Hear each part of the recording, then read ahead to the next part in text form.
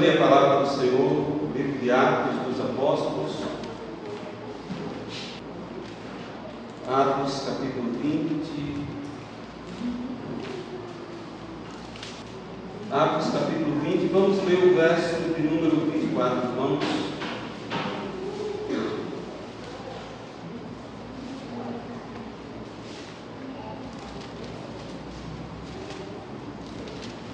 Atos 20 e 24 diz assim a palavra do Senhor: Porém nada considero a vida preciosa para mim mesmo, contanto que complete a minha carreira e o ministério que recebi do Senhor Jesus, para testemunhar o Evangelho da graça de Deus.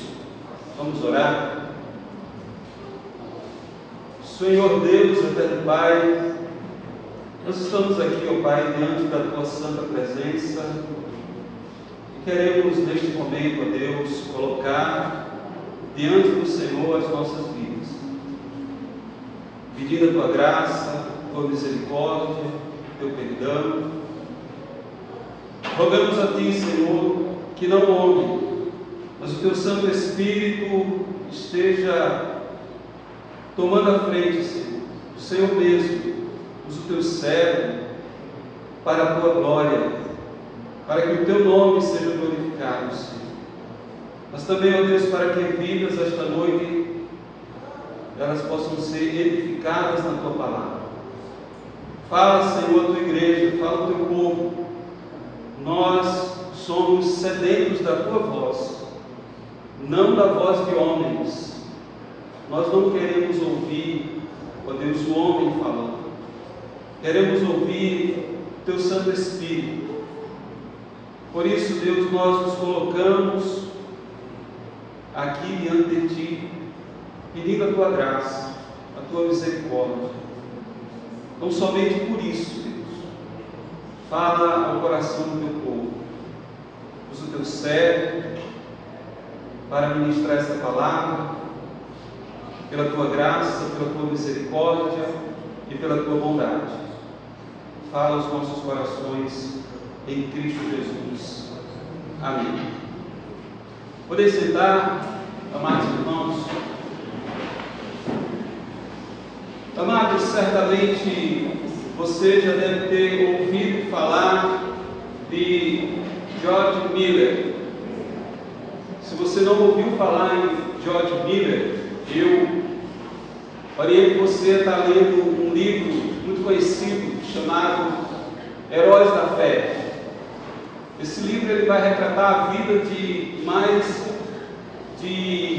na verdade, de 20 homens de Deus que pregaram a palavra do Senhor e que foram verdadeiros exemplos de vida, de oração e de compromisso com a obra de Deus. Homens que colocaram as suas vidas à disposição de Deus para que o Evangelho da graça fosse propagado e para que vidas fossem alcançadas e transformadas pelo poder do Evangelho. Neste livro, você vai encontrar uma breve biografia de vários homens de Deus. Dentre eles, a vida de George Miller também é retratada e é falada.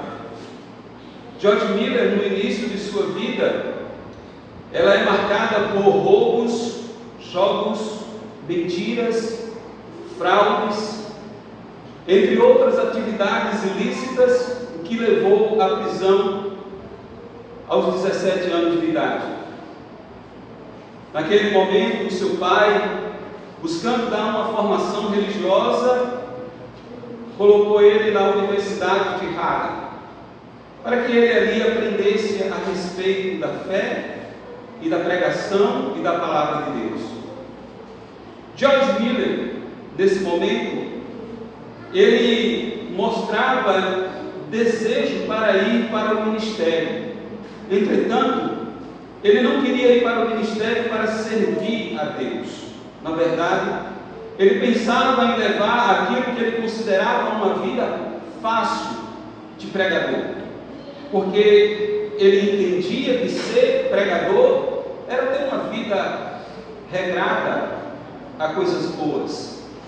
E por isso, George Miller mostrava uma posição de preguiçoso no cumprimento de suas tarefas, relapsos em suas atividades, e vivia meramente para enrolar os seus professores e os seus mestres. Naquele lugar de aprendizado, George Miller foi convidado para uma reunião entre os cristãos em uma casa, onde ali eles se reuniam para estudar a palavra e para um momento de oração. Foi exatamente ali que ele foi impactado e a sua vida foi totalmente transformada, e levou George Miller a buscar a vida de missionário. Isso motivou a sua vida, e ele tornou-se pastor na Inglaterra. E lá, para este homem que inicialmente pensava no salário do pastor e numa vida regrada de bem-estar, pois assim ele entendia, George Miller, ele rejeitou o salário regular pelo trabalho que realizava e passou a viver completamente dependente só de Deus e das ofertas dos irmãos. Reuniu a sua igreja, colocou uma caixa à parte e disse: eu não quero salário. O que os irmãos acharem que eu mereço, os irmãos colocam. Por várias vezes o seu salário foi abundante, mas por várias vezes foi bastante escasso. E todas as vezes que George Miller passou por dificuldades, ele apenas e tão somente dependia de Deus. Certa oportunidade, chegou uma mulher em sua casa e perguntou se ele estava precisando de dinheiro. E ele disse que prometera a Deus nunca falar das suas necessidades. E ali, aquela mulher ofertou uma quantia boa de dinheiro que dava para suprir todas as suas necessidades. George Miller casou-se com Mary Dover e, se mudando para Bristol, fundou a instituição para a promoção e conhecimento das Escrituras, procurando ajudar os missionários e as escolas cristãs, bem como a distribuição de Bíblias. Ele e sua esposa, em 1836, começaram um albergue em sua própria casa, movidos por uma experiência que ele teve ao, num dado momento, ter ficado num lugar, num albergue ou numa instituição que crianças ficavam. Ele iniciou esse albergue em sua casa e ali naquele momento ele acolheu 30 meninas. George Miller continuou o seu trabalho e o trabalho passou a crescer a ponto de ser necessário construir um outro prédio que foi concluído em 1849, agora com a capacidade de abrigar 300 crianças. 21 anos depois, quase 2.000 crianças foram alojadas em cerca de 5 desses lares. Nessas casas, as crianças, elas recebiam boa educação, elas recebiam comida, recebiam roupas, sendo ensinadas sobre o fundamento da palavra de Deus. Elas eram educadas e orientadas a servirem a Deus. E todas elas, quando deixavam essas casas, levavam Bíblias, na intenção de serem instruídas para o resto da vida com a palavra de Deus. Meus irmãos, sabe como George Miller, ele sustentava esses orfanatos? Ele sustentava esses orfanatos apenas por meio da dependência de oração a Deus. Ele não contava com outra coisa, senão dependência de oração a Deus. entregou toda a sua vida, colocou toda a sua história a partir de uma profunda transformação que houve para depender completamente de Deus.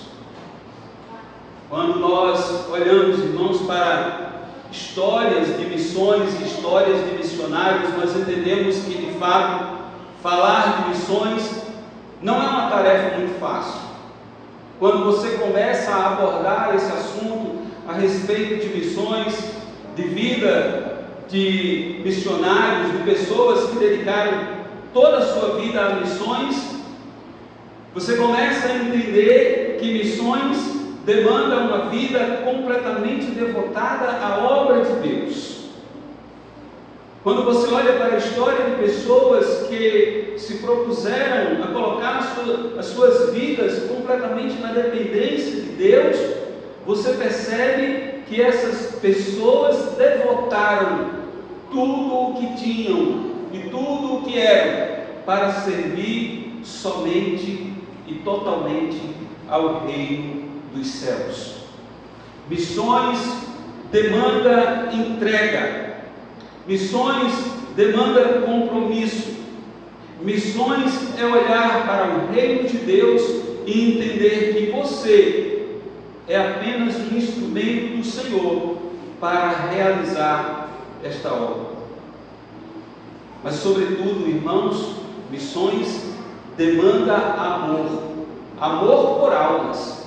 Almas sedentas. Almas perdidas. Almas que não conhecem o Evangelho da Graça. Almas que estão andando sem saber para onde vão.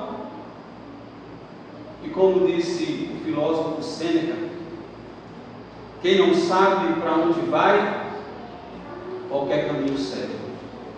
Então, essas pessoas que estão perdidas, elas precisam encontrar o Evangelho da Graça. Elas precisam encontrar a palavra de Deus.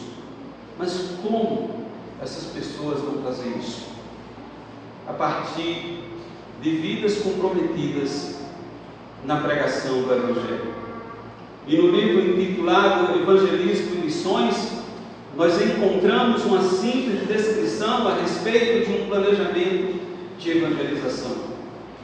Evangelização, irmãos, é algo que nós precisamos entender que, primeiro, depende única e exclusivamente da ação do Espírito Santo de Deus para convencer o pecador.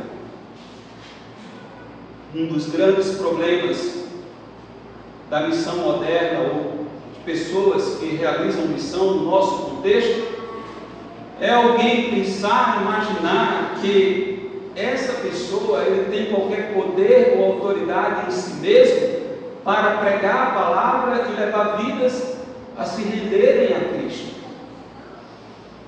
Esse ledo engano tem afetado mentes fracas de pessoas que não entendem um verdadeiro compromisso do Evangelho e, portanto, negligenciam ao pregarem a palavra de Deus, achando que em suas palavras há algum tipo de poder. Na verdade, irmãos, evangelizar é você compreender que depende completamente do Espírito Santo de Deus.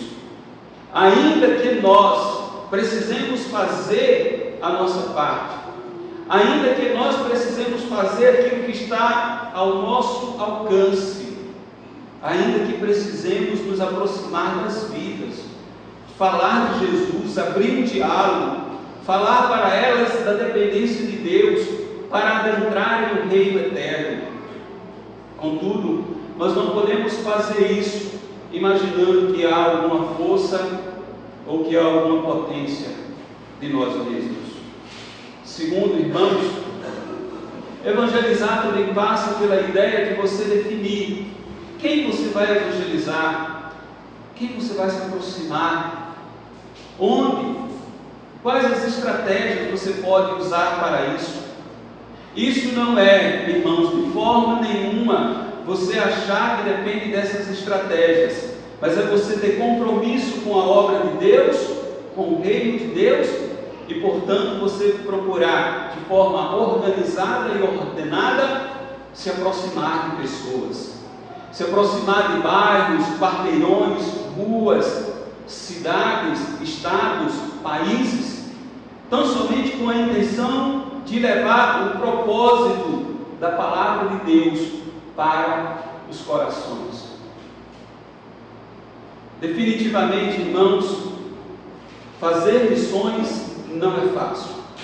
Fazer missões também passa pela ideia de você definir grupos. Quem você vai evangelizar? Senhores, senhoras, homens, crianças, adolescentes? É você organizar estrategicamente esses grupos que você pode alcançar e se aproximar deles.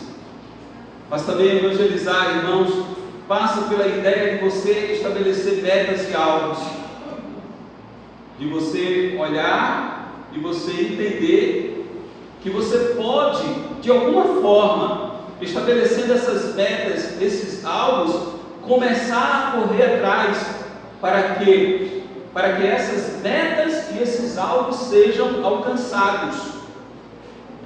É você estar estrategicamente preocupados em alcançar vidas. É você saber que o reino é de Deus e, portanto, você trabalha para Deus. É você se colocar como um instrumento do Senhor e não ter, como diz o apóstolo Paulo, a sua vida por preciosa, mas é você se engajar completamente na obra de Deus. Para isso, você deve preparar os meios necessários: leitura da palavra, equipamentos, recursos financeiros, estudos, grupos, enfim, usar estratégias pelas quais você possa estar se aproximando de pessoas que não conhecem a Cristo. Para aqueles que lhe acompanham, serão fortalecidos através do estudo. Eles estarão ficando mais firmes nessa caminhada cristã, entendendo também que são instrumentos de Deus para alcançar vidas e para pregar o reino. Entretanto, o nosso grande alvo, o nosso grande objetivo é alcançar vidas, é ver vidas sendo transformadas. Alguém escrevendo sobre missões, um artigo disse que missões é a mais extraordinária missão da igreja. Ele diz: anunciar as verdades do Evangelho é a mais extraordinária tarefa que a igreja foi chamada a desempenhar neste mundo em relação aos homens. Jesus nos deixou a ordem: ide por todo mundo e pregai o Evangelho a toda criatura. Marcos 16:15. E também: ide, portanto, fazei discípulos de todas as nações, batizando-os em nome do Pai, e do Filho e do Espírito Santo, ensinando-os a guardar todas as coisas que vos tenho ordenado, e eis que estou convosco todos os dias até a consumação do século. Mateus 28, 19 e 20. Ele continua e diz: nestas passagens estão os elementos básicos da grande comissão, a ordem, ide, o alcance, o mundo, o modo, fazer discípulos, e a assistência divina: eis que estou convosco todos os dias. Agora, o nosso dever é ir e pregar. Mas em que consiste a evangelização? Ele continua e diz: evangelizar é proclamar as boas novas da presença salvadora de Jesus Cristo entre os homens. Evangelizar é anunciar a todos o plano de salvação que Deus oferece através do seu Filho amado. Evangelizar é viver o Evangelho com compromisso e intensidade. Através da evangelização, a igreja proclama a glória de Deus e anuncia ao mundo a sua bondade e misericórdia. Quando a igreja evangeliza, ela adverte a todos sobre a triste condição na qual o pecador se encontra. anuncia também o que Deus fez para a salvação do pecador e indica a resposta que o pecador deve dar ao convite salvador que Deus lhe faz através de Jesus Cristo. Evangelizar, portanto, irmãos, é ensinar aos homens tudo quanto Jesus ordenou, fazendo deles discípulos que tenham compromisso com a nova vida, compromisso com o testemunho, com a santidade, com a obediência, com a igreja, com o reino, com a prática do discipulado. E por fim, evangelizar o modelo bíblico não é dizer ao mundo sem Deus o que ele quer ouvir, mas o que ele precisa ouvir acerca da sua condição espiritual e do plano eterno de Deus para a sua salvação. Por tudo isso, evangelizar é a mais extraordinária missão da igreja. Meus amados irmãos, quando nós ouvimos palavras como essas, nós devemos nos colocar a pensar como tem sido a nossa vida de evangelização e qual tem sido o nosso real compromisso para evangelizar as pessoas, qual tem sido o nosso real compromisso com a obra de Deus, como nós entendemos esse compromisso em nossas vidas, uma vez que partimos do pressuposto que nós, como Igreja do Senhor, entendemos esse chamado. E aqui, irmãos, à luz do texto sagrado, onde nós olhamos para as Escrituras, nós encontramos um testemunho do apóstolo Paulo. E Paulo, ele vem, por assim dizer, desenvolvendo o seu ministério, pregando a palavra. O apóstolo Paulo aqui, nessa oportunidade, ele está no exercício da sua terceira viagem missionária. E aqui, o apóstolo Paulo, ele vem de uma sucessão de passar por vários lugares, mostrando o mesmo compromisso e a mesma dinâmica de pregar a palavra de Deus. É por isso que o apóstolo Paulo, ele é um excelente exemplo de alguém que quer inspiração para ter compromisso com Deus e com a sua obra. Porque esse homem, depois da conversão, esse homem passa a viver intensamente para o Senhor e para a obra do Senhor. Paulo, no capítulo 19, aqui, do livro de Atos dos Apóstolos, ele se encontra na Ásia, e ao encontrar com alguns discípulos, Paulo ele vai falar a respeito do Espírito Santo de Deus com esses homens. O verso de 1 a 7 mostra essa passagem do apóstolo Paulo falando a respeito se esses homens receberam porventura o Espírito Santo quando creram, e leva esses homens a entender a ação do Espírito Santo sobre cada um. Quando você tem um encontro com Deus, é mister que você seja revestido pelo Espírito Santo, que você seja cheio do Espírito Santo. Ainda no capítulo 19, no verso 8, Paulo pregou durante 3 meses na sinagoga a respeito do reino de Deus. Verso 8 diz que durante 3 meses Paulo frequentou a sinagoga, onde falava ousadamente, dissertando e persuadindo com respeito ao reino de Deus. Sempre que você encontra referências falando do apóstolo Paulo com relação às oportunidades que ele tem, você vai perceber que Paulo não perdia tempo com coisas menores. Paulo tinha um compromisso sério a respeito da pregação do Evangelho. Paulo, ele não perdia tempo com coisas menores, porque para Paulo o importante era o reino de Deus. No verso de número 12, também ainda dentro do capítulo 19, nós vamos ver que eram levados enfermos, possessos de espíritos e outros até a presença de Paulo. O verso 12 diz: a ponto de levarem aos enfermos lenços e aventais do seu uso pessoal, diante dos quais as enfermidades fugiam das suas vítimas, e os espíritos malignos se retiravam. O compromisso que Paulo expressava com a pregação do Evangelho e com a vida de oração e com a expansão do reino de Deus, levava as pessoas a entenderem, a compreenderem que era bom estar perto do apóstolo Paulo.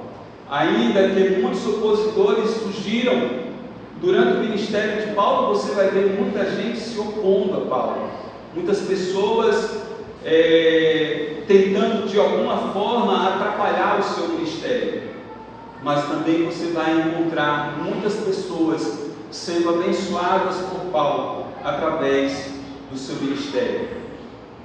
Ainda dentro do capítulo 19, é formado um grande alvoroço por causa de Paulo e por causa da sua mensagem, que está no verso 23.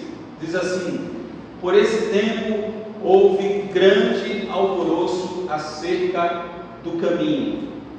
Enquanto Paulo pregava, também opositores se levantavam, tentavam de alguma forma atrapalhar a mensagem, tentavam de alguma forma atrapalhar a divulgação do Evangelho, principalmente, irmãos, aqueles que são conhecidos como os judaizantes, grupo de pessoas que se aproximavam tentando dissuadir aqueles que estavam ouvindo a palavra, se rendendo à palavra e se convertendo a Cristo. Esse grupo de pessoas, eles diziam: vocês estão diminuindo a lei do Senhor, dizendo que é suficiente crer somente em Jesus. Vocês precisam serem circuncidados, vocês precisam guardar algumas questões da lei. E Paulo dizia: não, somente Cristo é suficiente para que vocês tenham a salvação. No capítulo 20, irmãos, nós vamos encontrar Paulo passando por um tumulto. O verso 1 diz assim: cessado o tumulto, Paulo mandou chamar os discípulos e, tendo-os confortado, despediu-se e partiu para a Macedônia. Aqui Paulo ele está saindo dessa região da Ásia e ele agora vai para a Macedônia, a região da Europa. Depois ele passa por Troade, por Açores e por Mileto. E Paulo ele vai nessa caminhada. E as pessoas que estão do lado de Paulo estão extremamente preocupados. Por quê? Justamente por conta daquelas pessoas que estão perseguindo o seu ministério, aquelas pessoas que estão querendo derrubar ele por conta do seu ministério. E essas pessoas estão ali preocupadas com Paulo. Então Paulo chama os presbíteros de Éfeso e comunica a sua ida para Jerusalém. A ida de Paulo a Jerusalém era praticamente Paulo está assinando a sua morte. Mesmo que Paulo fosse advertido pelos seus irmãos, Paulo continuou na missão. Observe o capítulo de número 20, os versos 17 até o verso 35. Diz assim: de Mileto mandou a Éfeso chamar os presbíteros da igreja. E quando se encontraram com ele, disse: vós bem sabeis como foi que me conduzi entre vós em todo o tempo, desde o primeiro dia em que entrei na Ásia, servindo ao Senhor com toda a humildade, lágrimas e provações, que pelas ciladas dos judeus me sobrevieram, jamais deixando de vos anunciar coisa alguma proveitosa, e de vos-la ensinar publicamente e também de casa em casa, testificando tanto a judeus como a gregos, o arrependimento para com Deus e a fé em nosso Senhor Jesus Cristo. E agora, constrangido em meu espírito, vou para Jerusalém, não sabendo o que ali me acontecerá, senão que o Espírito Santo, de cidade em cidade, me assegura que me esperam cadeias e tribulações. Porém, em nada considero a vida preciosa para mim mesmo, contanto que complete a minha carreira e o ministério que recebi do Senhor Jesus, para testemunhar o Evangelho da graça de Deus. Agora, eu sei que todos vós, em cujo meio passei pregando o reino, não verei mais o meu rosto. Portanto, eu vos protesto, no dia de hoje, que estou limpo do sangue de todos, porque jamais deixei de vos anunciar todo o desígnio de Deus. Atendei por vós e por todo o rebanho sobre o qual o Espírito Santo vos constituiu bispos, para pastoreardes a igreja de Deus, a qual ele comprou com o seu próprio sangue. Eu sei que depois da minha partida, entre vós penetrarão lobos vorazes, que não pouparão o rebanho, e que dentre vós mesmos se levantarão homens, falando coisas pervertidas, para arrastar os discípulos atrás deles.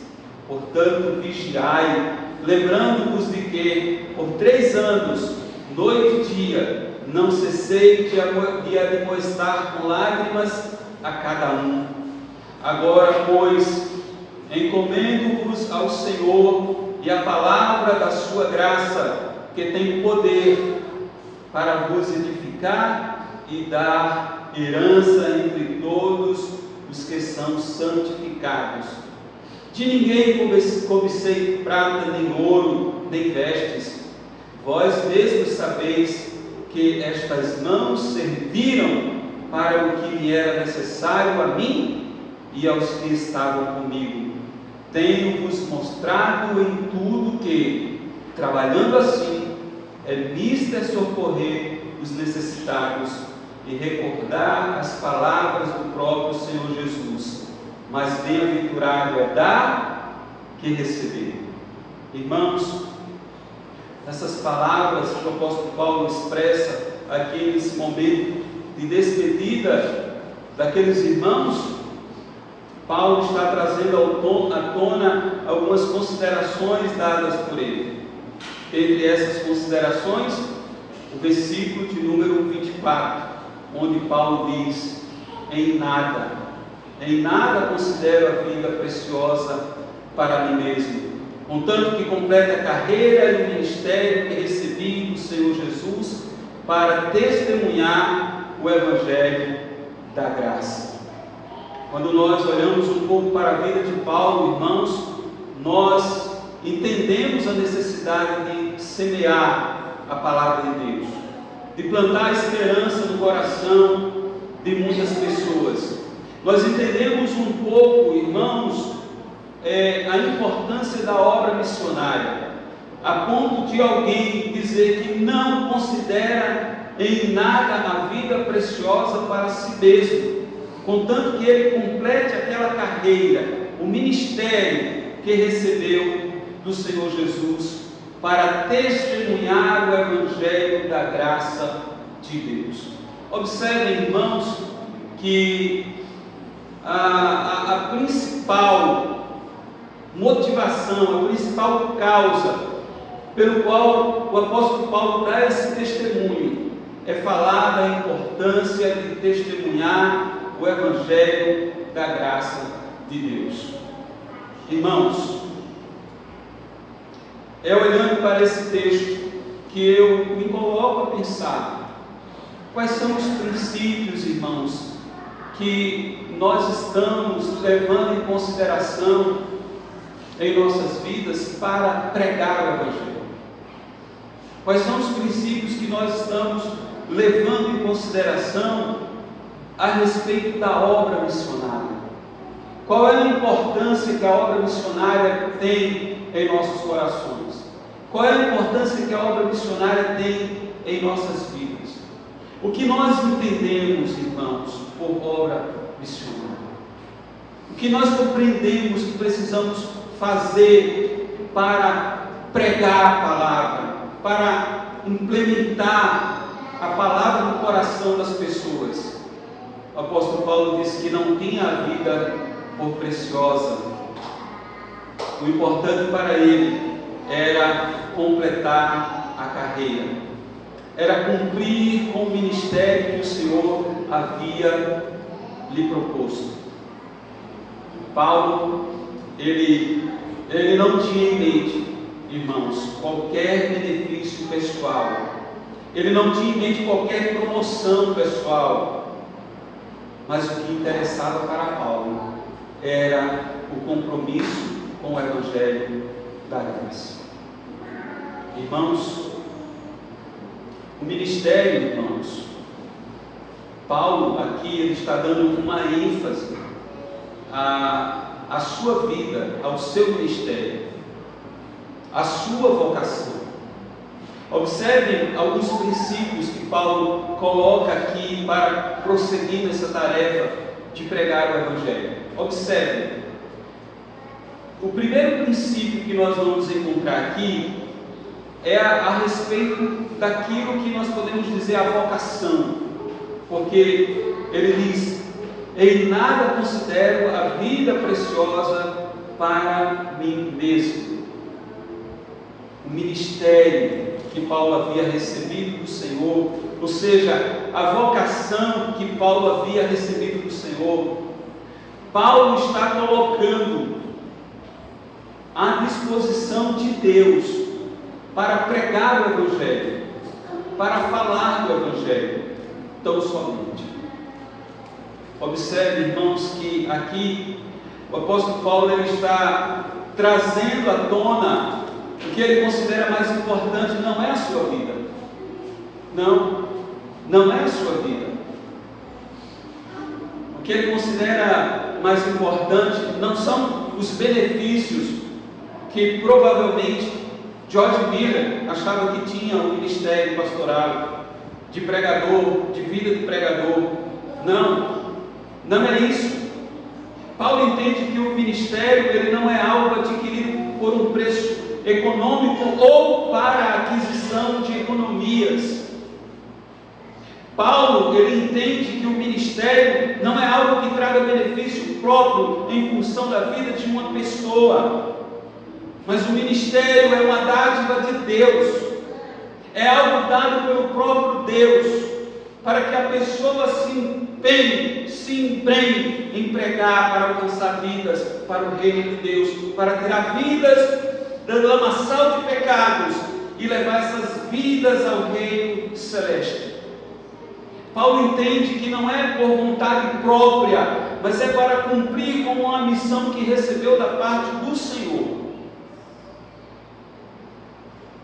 Por isso, irmãos, fazer missão não é algo tão simples, porque fazer missão não é elevar o grau de importância do pregador ou do missionário, mas é elevar o grau da importância da palavra de Deus que transforma a vida nos corações dos que estão sedentos pela palavra. É você entender que você é tão somente um instrumento nas mãos do Senhor, que você não é o objeto principal, mas que você é tão somente instrumento de Deus.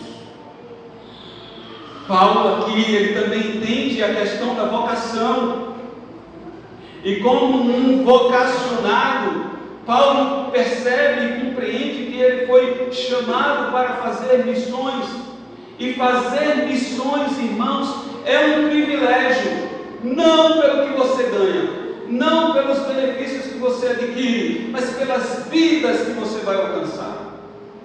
Fazer missões é um privilégio para aqueles que vão pregar a palavra de Deus, essa tarefa que é responder ao chamado de Deus,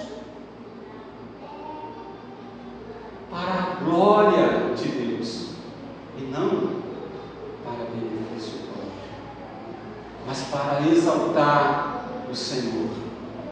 a ponto de dizer: a minha vida não é preciosa. Eu não tenho a minha vida por preciosa, mas o meu grande compromisso é cumprir com o ministério que eu recebi do Senhor, testemunhar o Evangelho da graça. Em última análise, irmãos, todos nós aqui, todo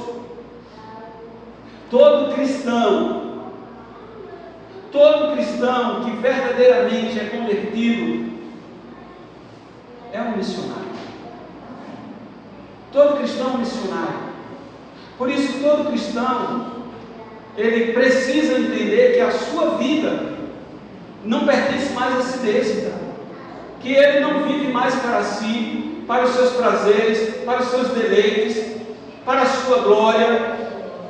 Ele não vive mais para si mesmo, mas ele vive para o reino de Deus. Certa vez, conversando com um colega seminarista, esse colega, ele fazia seminário e também fazia direito na universidade.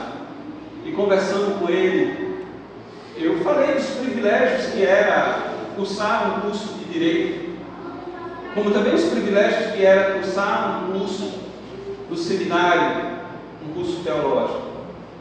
E ele disse: varão, eu acho muito interessante a universidade, porque eu passei na universidade, é um campo missionário, onde eu prego o Evangelho e de quebra vou sair formado. Essa deve ser a visão, irmãos, que nós devemos ter acerca do nosso relacionamento com esse mundo. Os benefícios que são propostos a nós, o nosso emprego, a nossa empresa, o nosso estudo. Na verdade, essas coisas são benefícios dos quais nós temos apenas e tão somente o grande privilégio de, uma vez associando essas coisas às nossas vidas, pregar o Evangelho. Então você tem uma empresa, louve a Deus pela empresa que você tem, porque você é um empresário, mas não tem em mente a sua empresa. Diga assim: eu entro em contato com vários clientes que eu prego o Evangelho e de quebra a minha empresa, ela rende benefícios para mim. Eu sou professor, eu ensino a pessoas, ou seja, eu tenho o privilégio de pregar o Evangelho para aquelas pessoas e de quebra eu formo cidadãos. Um vocacionado, ele percebe as oportunidades que Deus dá a ele para que ele possa cumprir a sua missão missiológica. Um vocacionado, ele percebe quando Deus está lhe dando oportunidade para que o nome de Deus seja exaltado e glorificado. Receber de forma vocacional, irmãos, a oportunidade que o Senhor lega à sua igreja, a cada um de nós, para desenvolvermos o ministério de pregar o Evangelho. Toda igreja, ela é chamada para pregar o Evangelho. Todo cristão tem a responsabilidade de pregar a palavra de Deus, de se esmerar no entendimento, no conhecimento e no crescimento, para que possa, de forma responsável, falar a respeito do Evangelho e da graça de Deus, para que vidas sejam verdadeiramente alcançadas e transformadas, e assim o nome do Senhor ser glorificado. Interessante porque hoje pela manhã aqui, o presbítero Ricardo, pregando, falando a respeito do Evangelho e da vida de cristãos, ele falou a respeito de pessoas simples. O Evangelho é para pessoas simples. O Evangelho não é para pessoas apenas doutas, para pessoas profundamente conhecedoras, que estudam e se aprofundam em área de teologia. Não. O Evangelho é para pessoas simples. Mas nós precisamos compreender, irmãos, entender que simplicidade não é uma profunda ignorância. Nós precisamos entender que o fato de muitas pessoas terem algum tipo de dificuldade, de pessoas não serem profundamente submersas, imergidas em uma vida filosófica, isso não quer dizer que essa pessoa ela não tenha condição de conhecer o básico do básico com profundidade e com segurança. A verdade do Evangelho é tão simples, tão puro, mas tão profundo, que qualquer pessoa pode se aproximar de Cristo através da sua palavra. A pessoa mais simples, irmão, pode ter a sua mente iluminada pelo Espírito Santo para compreender o Evangelho da graça. Basta tão somente a igreja do Senhor, aqueles que foram chamados pelo Senhor, cumprir cabalmente com o ministério pelo qual foram designados. Irmãos, o apóstolo Paulo aqui, ele ainda expressa outro princípio. O apóstolo Paulo, ele expressa outro princípio de uma vida abnegada. Ele diz assim: em nada considero a vida preciosa. Em nada considero a vida preciosa. É interessante, queridos, porque nessa caminhada cristã, o verdadeiro cristão, ele se destaca pelas duras e árduas batalhas que ele enfrenta e que ele não recua em benefício próprio. É muito interessante, porque o mundo apregoa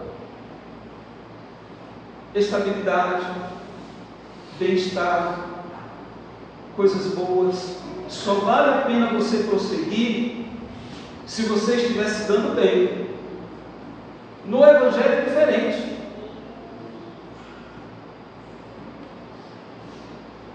No Evangelho, irmãos, as pessoas que verdadeiramente têm compromisso com Deus, eles não se importam com suas condições.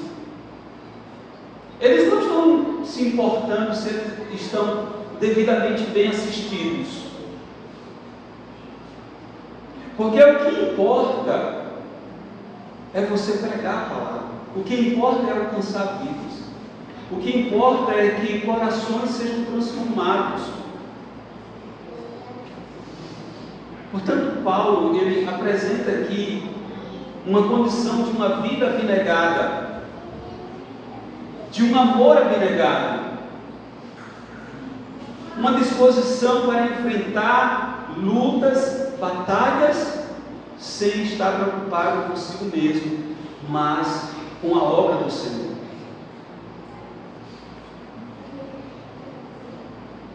O mundo apregoa que você deve trabalhar para enriquecer, para comprar belas casas, bons carros e ter uma vida confortável.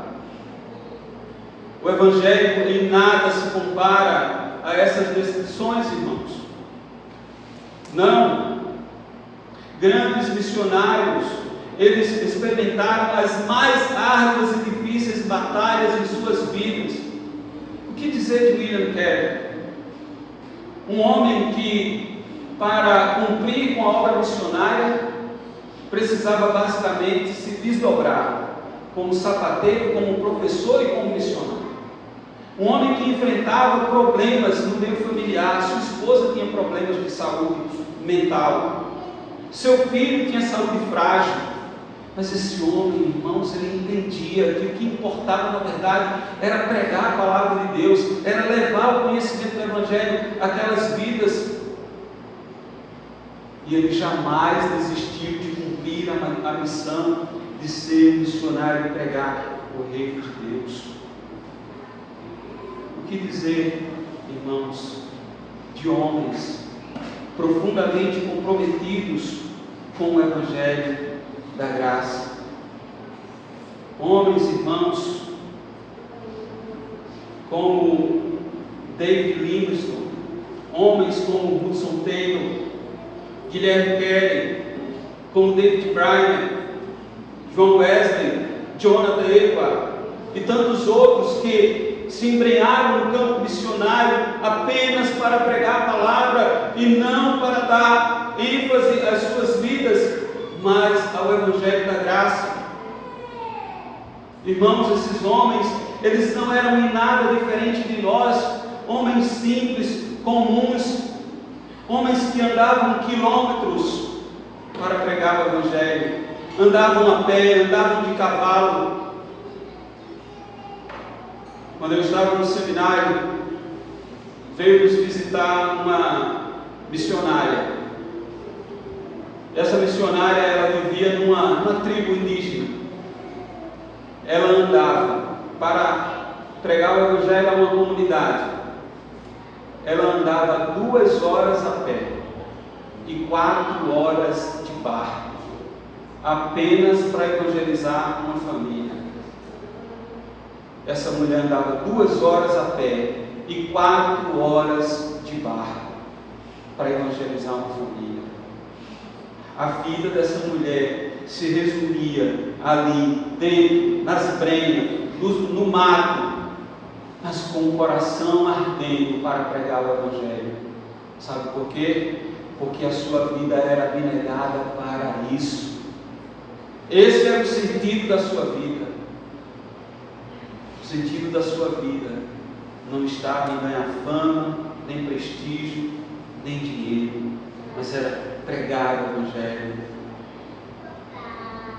O apóstolo Paulo, irmãos, ele dá um exemplo de uma pessoa abnegada, porque as palavras do apóstolo Paulo, que antecedem o versículo 24, ele diz, irmãos, que ele não sabia o que lhe esperava. Paulo vai dizer que o Espírito Santo já havia dito, já havia assegurado que o que esperava ele era cadeias e tribulações. Ele diz isso no verso 23. E daí ele dá esse brado: mas eu não considero a minha vida preciosa para mim mesmo. Paulo, irmãos, aqui está mostrando que estava pronto para sofrer privações, perseguições, apenas para falar do Evangelho de Deus. Irmãos, fazer missões não é fácil. Até mesmo você falar de missões não é fácil. Com essa igreja, dentro desse espírito pós-modernista que nós estamos vendo, onde os coaches estão em alta, ministrando palavras motivacionais para os corações que estão aí anelando por coisas boas, por palavras belas e boas. Você dizer que uma pessoa só pode ser missionário se negar a si mesmo, cumprir com a palavra de Cristo, é algo difícil. Falar de missões não é fácil. Imagine viver uma vida missionária. Paulo disse: o que me espera são prisões, o que me espera são cadeias. Nesse momento aqui, o apóstolo Paulo já havia experimentado açoites, perseguições, já havia experimentado várias coisas difíceis em sua vida. Já tinha gravado que não importava nada a não ser a sua vida para Cristo, porque para ele o viver era Cristo e o morrer lucro. Em terceiro lugar, irmãos, o apóstolo Paulo ele vai mostrar mais um princípio. O princípio do desejo ardente para ganhar almas para o reino de Deus. E aqui, irmãos, nos vem a pergunta: o nosso coração ele arde para ganhar uma alma? Quando você vê uma pessoa numa calçada da vida, você pensa em pregar o Evangelho? Quando alguém te pede um dinheiro no sinal, você dá juntamente com o dinheiro uma palavra? E aquela pessoa que fica lá no estacionamento, com a flanela nas costas, olhando o carro, e só quando você vai sair, é que ele aparece, e você diz: onde estava essa pessoa que eu não vi? E ele agora está dizendo que está olhando o meu carro, e eu preciso dar uma moedinha, ou um valor qualquer para ele não ficar com raiva, para que posteriormente, eu voltando aqui nesse estacionamento, ele não faça nada com o meu carro. Você se preocupa com isso, sim? Agora a grande pergunta é, diante dessas oportunidades, com essas pessoas frágeis, debilitadas, dessas pessoas que estão ali, sem saber como será o almoço, ou o jantar, ou a dormida, ou o agasalho, o que é que você faz com essas pessoas? Você aproveita entre entregar a moeda ou o valor financeiro e segura para que ele te ouça e você aproveita e pregue o Evangelho da graça? Ou você simplesmente levanta o vidro e vai embora e perde a oportunidade?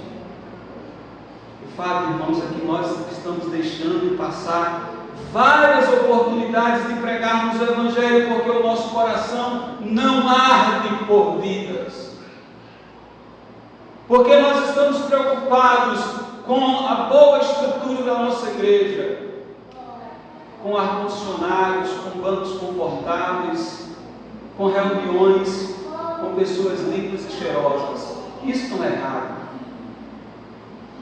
Entretanto, irmãos, várias oportunidades a vida nos dá para pregarmos o Evangelho para aquelas pessoas maltrapilhas, pessoas que estão jogadas no lamaçal do pecado, pessoas que talvez trabalhem com você e você sabe que estão mergulhados no mundo da prostituição, das drogas, e mesmo assim você não faz nada para resgatar essa pessoa para Cristo. Você tem se omitido de pregar o Evangelho, você tem se omitido de dizer que é cristão, você tem se omitido de dizer que é crente.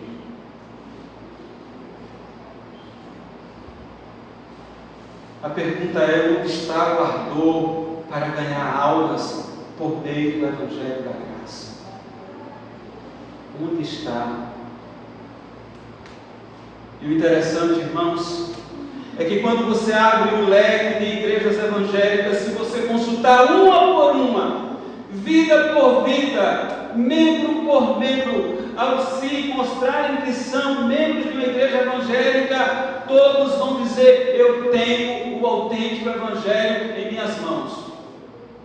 Você não encontra um membro de uma igreja evangélica para não dizer que tem o autêntico Evangelho em suas vidas. Mesmo que nós estejamos diante de uma parafernália de denominações, irmãos, que nós estamos de uma forma muito clara vendo coisas que não condizem com o Evangelho da graça, mas todos vão defender que tem a palavra da verdade. Entretanto, se nós voltarmos os olhos para a nossa denominação, para a nossa casa, nós vamos em alto e bom tom dizer: nós temos o Evangelho da graça, o autêntico Evangelho puro, o Evangelho sem máscara, o Evangelho sem disfarces. Nós temos esse Evangelho. Mas a minha pergunta é: você tem pregado esse Evangelho? Você tem se valido deste Evangelho para levar vidas ao reino de Deus? Você tem missão de pregar para que as pessoas se arrependam, pregar a verdade de Deus, se preocupar em ganhar almas e não em benefícios próprios, pregar a verdade de Deus com o brilho da fé, a mensagem viva que traz vida para aqueles que estão mortos. É interessante, irmãos, porque essa é a nossa grande luta desde que nos convertemos. Observe, quando você se converteu, você começou a pensar na sua família, nos seus amigos, nos seus colegas de trabalho, e você começou a ponderar isso no coração, e provavelmente em muitos momentos onde você ouviu algum tipo de pregação, algum tipo de mensagem, você pensou: ah, se fulano estivesse aqui.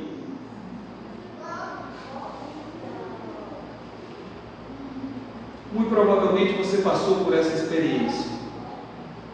Agora a minha pergunta, irmãos, é: e quando você encontrou com essa pessoa, você replicou essa mensagem para ele?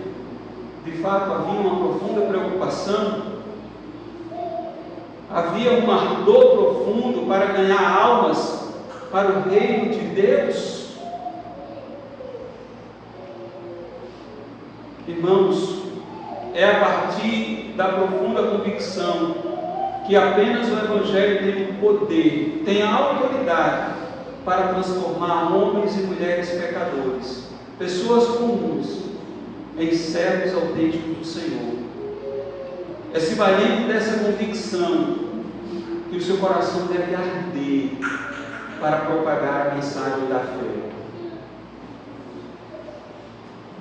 O que nós precisamos entender por completo, irmãos, é que o Evangelho, ele leva homens e mulheres a entender que deixar de viver para si é passar a viver para Deus, e que há uma profunda necessidade dessas pessoas encontrarem a palavra autêntica de Deus para que suas vidas sejam transformadas.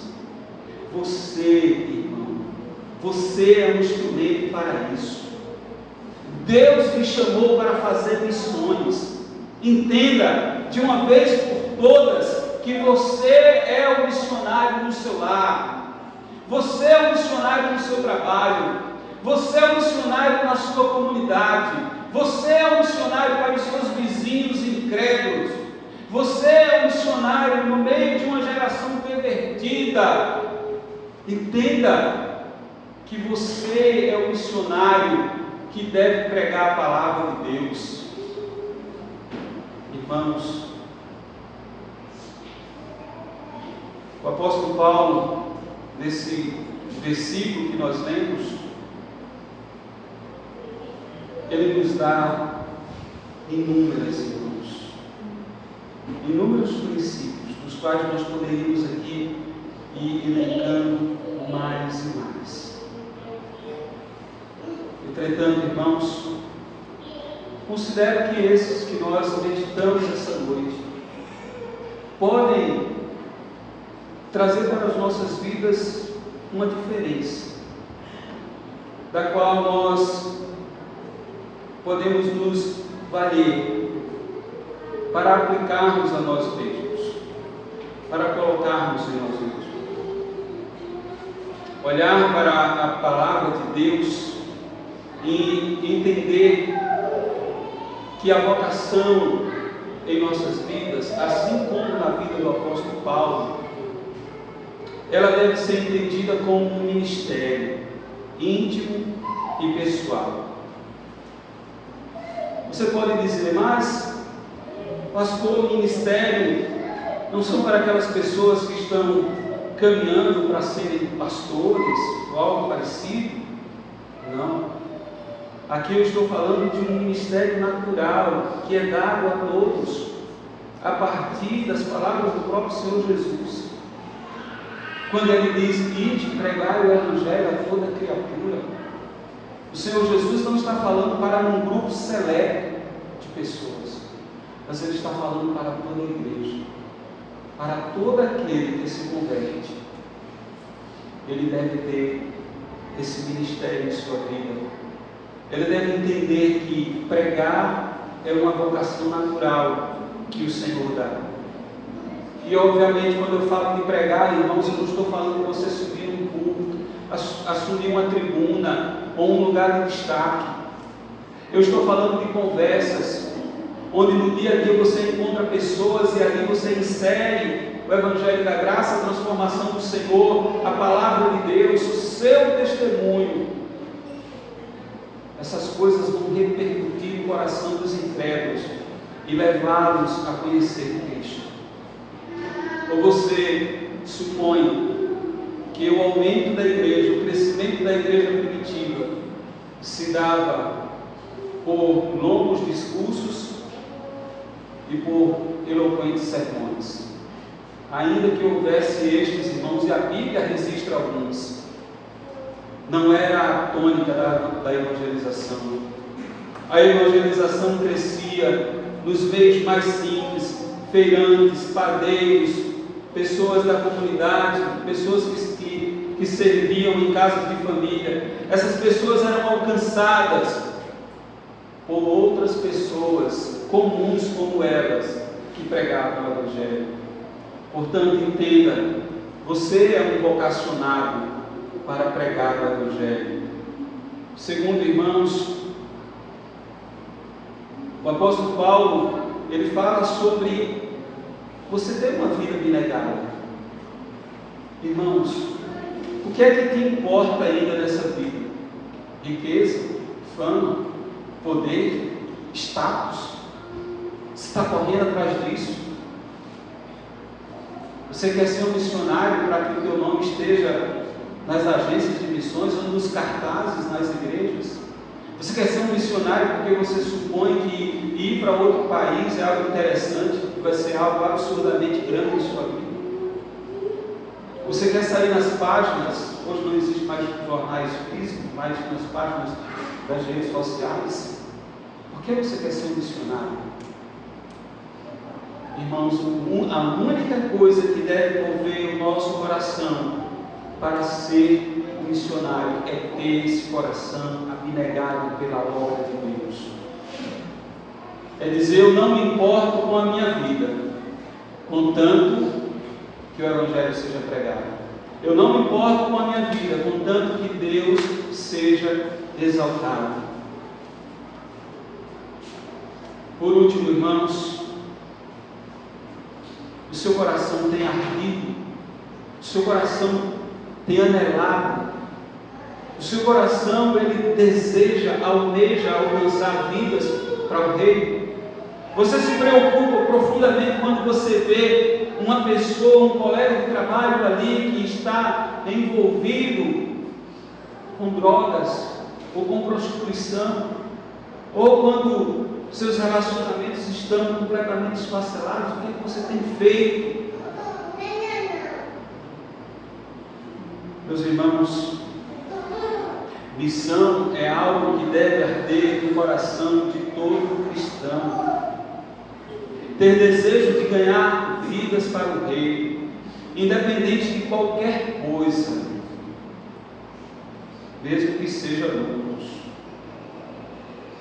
É interessante, irmãos, porque George Miller, aquele homem que era movido pelo desejo de lucro, e na sua concepção de ser pregador era levar uma vida fácil, de obter recursos financeiros de uma forma fácil.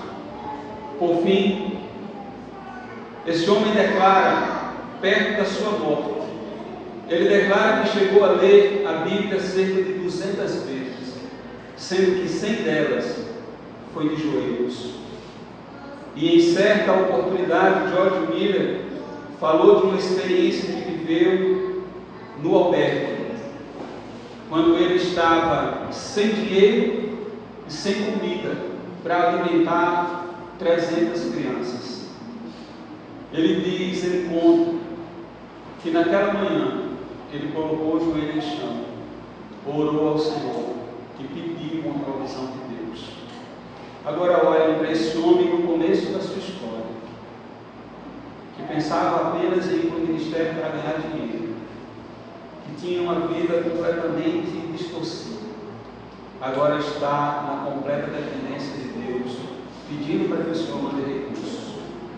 E ele conta que naquela manhã, em frente àquele albergue,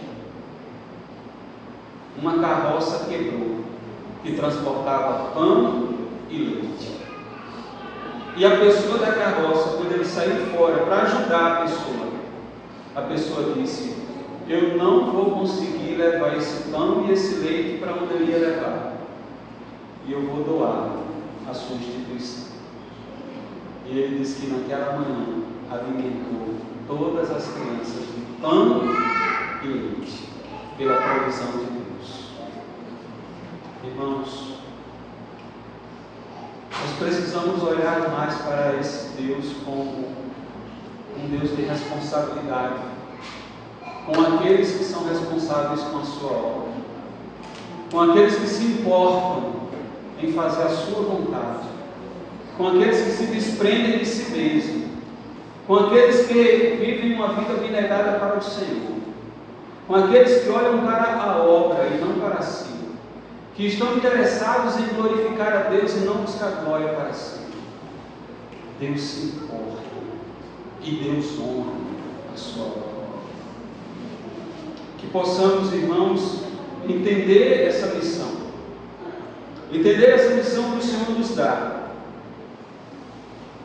a missão de pregar o Evangelho, a missão de proclamar a palavra de Deus. E assim como uma série de homens foram transformados para transformar vidas, possamos entender que a nossa vida também foi transformada para transformar outras vidas.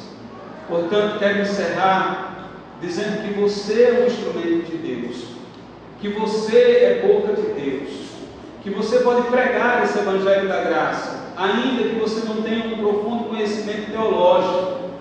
O teu testemunho, as palavras de Cristo Jesus são suficientes para alcançar e transformar corações perdidos, para levar vidas a Cristo, e para que essas vidas verdadeiramente saiam do lamaçal de pecados para o reino da vida. E o Senhor Deus, Ele nos ajuda a proclamarmos o seu Evangelho para a glória do Senhor. Vamos orar.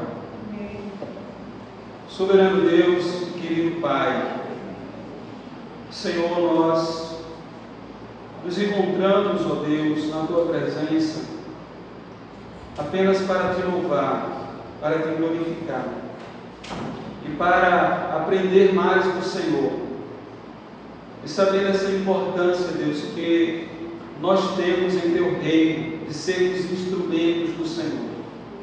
Por isso, tira de nós, Senhor, tira de nós qualquer espírito de valor próprio, no sentido de olharmos mais para nós do que para a Tua obra. Que nós vamos entender, ó Deus, que o Senhor nos chamou com o objetivo de glorificar o Teu nome e de expandir o Teu Evangelho, de pregar a Tua palavra, de sermos instrumento em Tuas mãos. Nos ajuda nesta missão, Senhor. Nos ajuda, ó Deus, a pregarmos o Evangelho, falarmos da Tua palavra, amarmos vidas, a termos desejo de alcançar vidas para o Teu reino, e que isso, Senhor, venha ser percebido no dia a dia, através das pessoas que lidam conosco, que estão conosco. Deus nos ajuda, Pai. Nós precisamos do Teu Santo Espírito em nós, para cumprirmos com essa missão, para verdadeiramente, Senhor, fazer a Tua obra com amor a Ti, dedicado ao Senhor, para a glória do Teu nome, em Cristo Jesus. Amém.